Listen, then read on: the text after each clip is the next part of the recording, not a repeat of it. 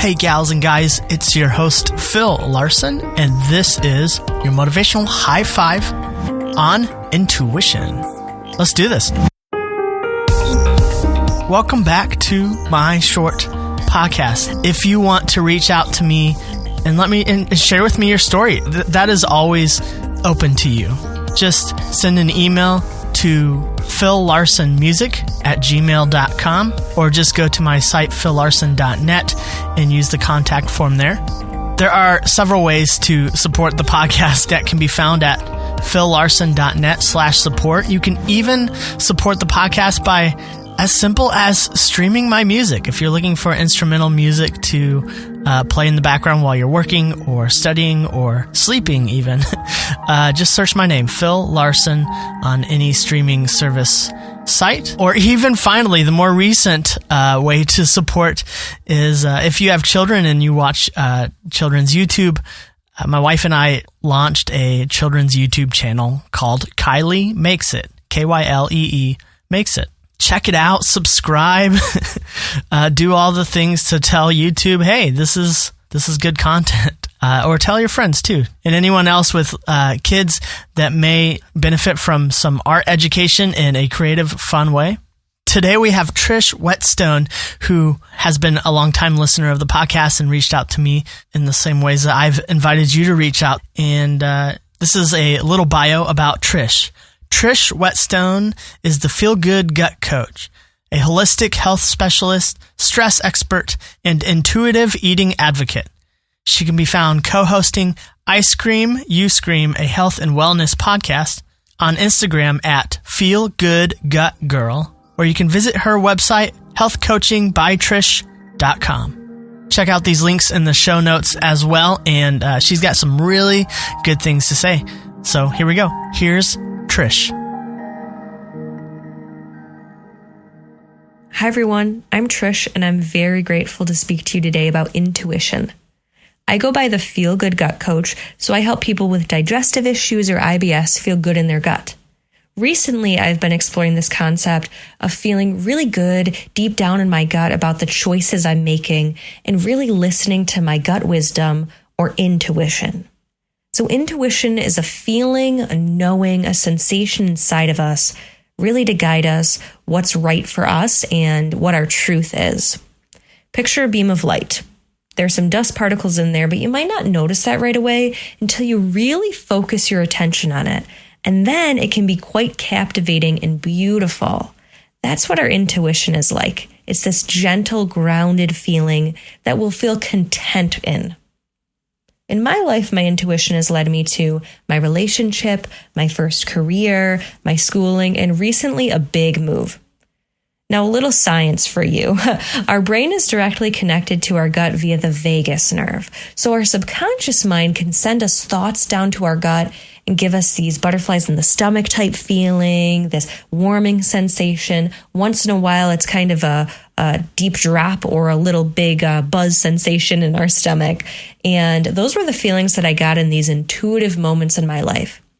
But my conscious mind often got in the way with, well, how am I going to do that? Or when? What are the steps I'm going to take? I just don't know how to do this. And if we're able to disconnect for a second from that thought, that worrying, those anxieties, our intuition will be certain about that outcome. Our intuition is really a what should I do, a knowing about what's right for us, what our truth really is.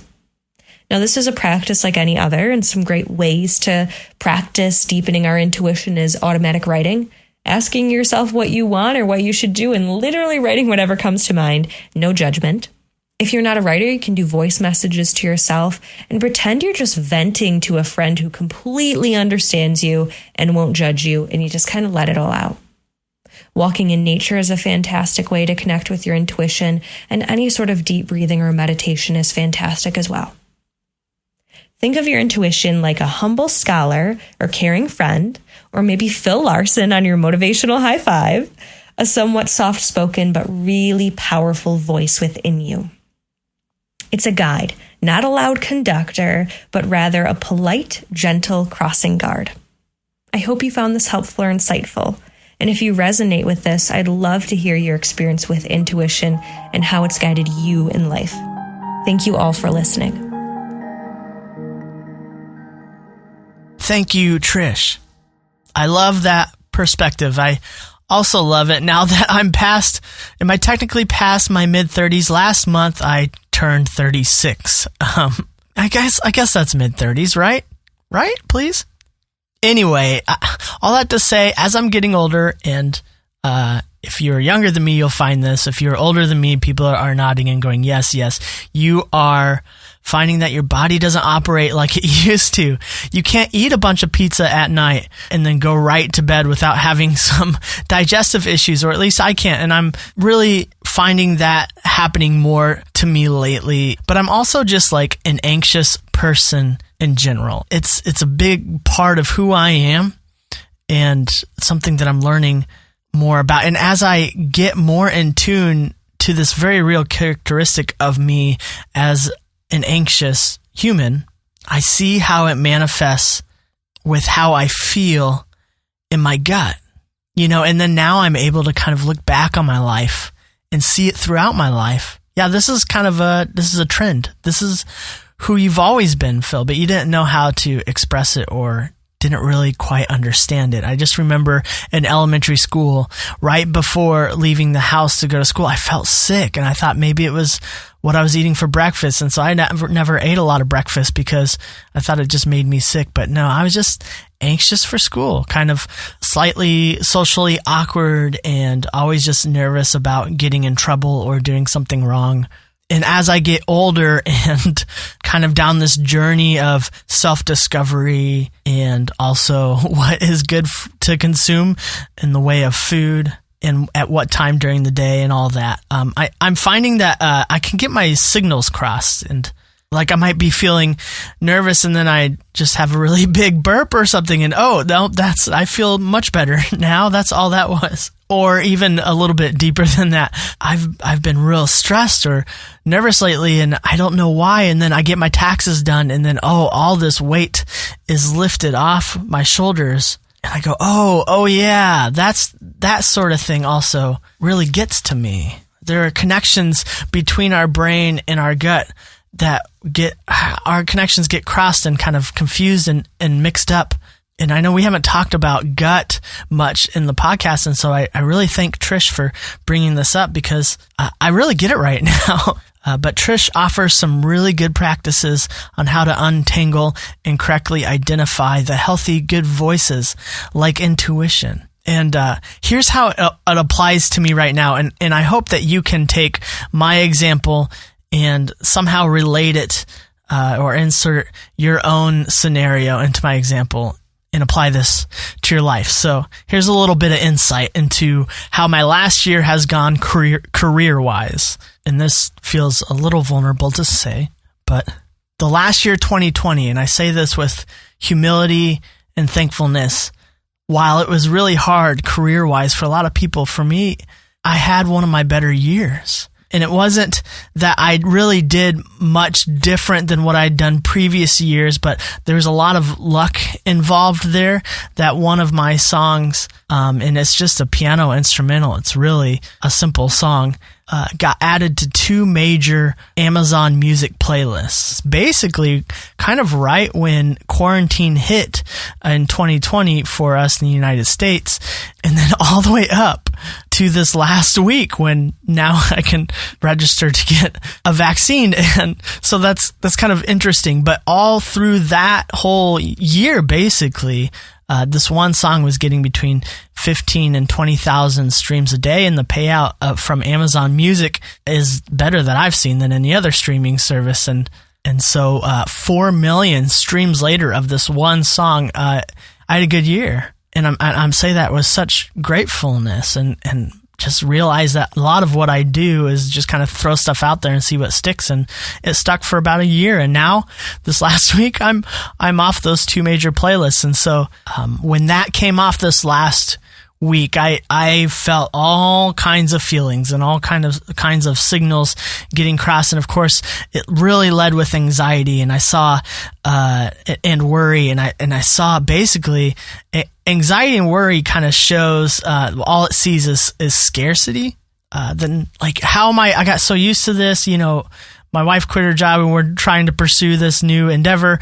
And this certainly helped to do that for sure. And there's no regrets there, but anxiety and worry really sees scarcity. It sees the problem. That voice of anxiety and worry to me sounds a lot kind of mean and panicky, really. That's what anxiety and worry can sound like. And that's not to say it doesn't have its purpose, which I'll talk about later, but Trish tells and defines the voice of intuition like this: that intuition is a guide, and intuition is humble and caring. Intuition is a soft but powerful voice within. Intuition is not a loud conductor, but it is a polite, gentle crossing guard. I love that explanation. It's so good. And so after the initial anxiety, a couple days go by. The anxiety begins to settle a little bit. I begin to notice some other particles in the beam of light, kind of like Trish talked about. And I began to think creatively about ways I might be able to make up that money or restructure some spending. And I started to get excited and motivated again.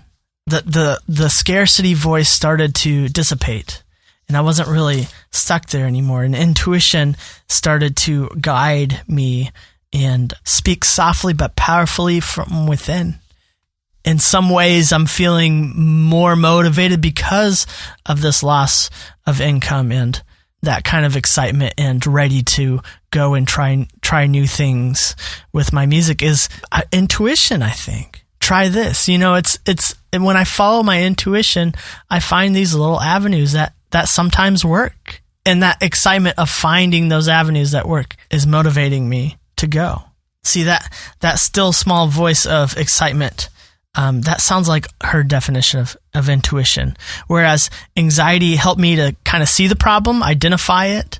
But staying in anxiety will just get you stuck in the problem. Intuition helped me not to remain stuck in the problem, but to look for creative solutions out of it. So listen within. There are so many answers that I have found by just taking time, silencing myself, silencing the other voices, the external voices, and some of the unhelpful internal voices, to find those little particles that are floating that say, oh, what about this? And basically intuition, to me anyway, kind of is about asking questions, is about inquiry, is about slow discovery. And so it takes time, and it takes silence, and it takes quieting of the mind, and it takes some deep breaths, and it takes some tuning in to the innermost kind, peaceful voices within yourself. And some people call it different things. Some people call it the universe. Some people call it God. I call it God, but I also think God has created us with enough power to also have those inner voices, to also have the ability to create and have new ideas. Whatever it is, that intuition is powerful. There is power within you. And that is exciting. And Trish's definition really defines that for me. This is the healthy voice that will help me get out of the stuck voice, which was helpful for a time, but to stay there is not. And friends, sometimes it just takes clearing out the distractions, setting your boundaries and saying, I need to go for a hike, but I need to go alone. Sorry. Can you take care of the kids or whatever? I need this time for myself. I need a vacation.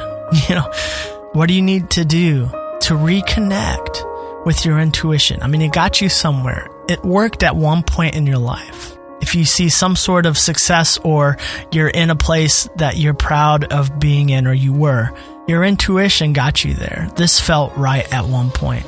It may not anymore. But what sort of things can you do to reconnect with that part of you that is within you? And as we do that here, really. We do that every episode. At the end of the episode, we try to connect with ourselves. It's not easy, but we do this as an act of faith, as an act of rewiring our brain, as supported by science. It's called neuroplasticity, and there's a lot of research backing this. We can tell ourselves new positive narratives that can override and reroute the stories we're telling ourselves.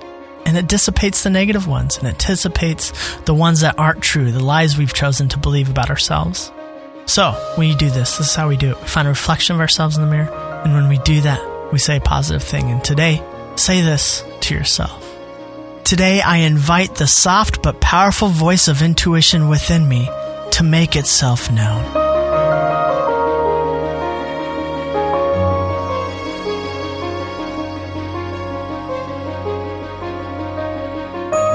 Did you feel that? Did you feel the buzz of excitement in your belly? It's burning within you. A delightful, warming burn of excitement and passion. Desire to growth. I believe truly your intuition may have led you to this podcast and may have led you to this particular episode. Follow it. Where is it going to lead you next? If the voice is mean, if it's nitpicky, if it focuses on scarcity, it's going to be easy to get stuck there. It may help you identify the problem, whatever that voice is, but don't get stuck there. Let intuition lead you out of it into a hopeful and better future for you. And when you care about you, you can better care about others around you. It starts with you.